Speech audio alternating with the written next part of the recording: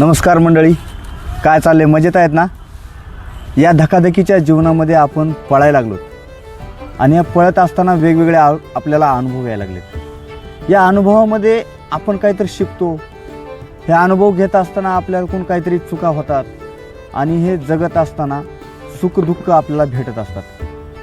तर रोज कामाला येणं, कामावरलं जे काही कर्तव्य आहे ते करणं आणि कर्तव्य करत असताना आपल्याला बरेचसे आपल्याला अनुभव येत असतात. तेवढे अनुभव खूप आपल्या आयुष्याला वेगळं वळण देऊन जातात. तर मित्रांनो, या कर्तव्यामध्ये आपण कामचुकारपणा करतो का? तर करत नाही. समोरच्याला वाटतं की हा कामचुकारपणा करतो आणि तिथंच गैरसमजाला सुरुवात होते.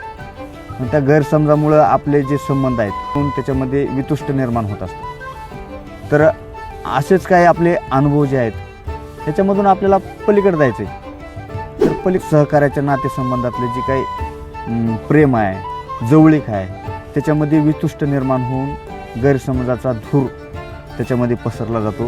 प्रत्येकानं प्रत्येकाला समजून घेणं, परिस्थिती, पुन्हा त्यातल्या त्यात मनस्थिती हे समजून घेणं प्रत्येकाचं कर्तव्य आहे. मग कर्तव्य करत असताना ह्या अशा गोष्टी घडत असतात.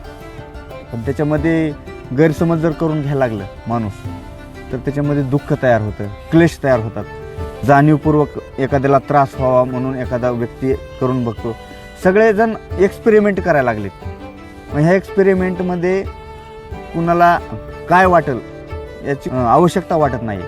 त्याच्यामुळं ह्याच्यामध्ये गैरसमज निर्माण होऊन नात्यामध्ये आपल्याला रोज उठून सोबत काम करायचं आहे.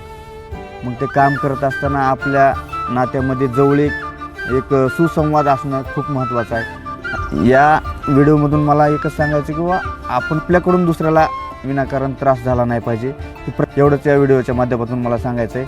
तर हा व्हिडिओ कसा वाटला, यामधील काही चुकीच्या काही गोष्टी तुम्हाला वाटत असतील तर त्याच्याबद्दल मला कमेंट करून नक्की सांगा. धन्यवाद.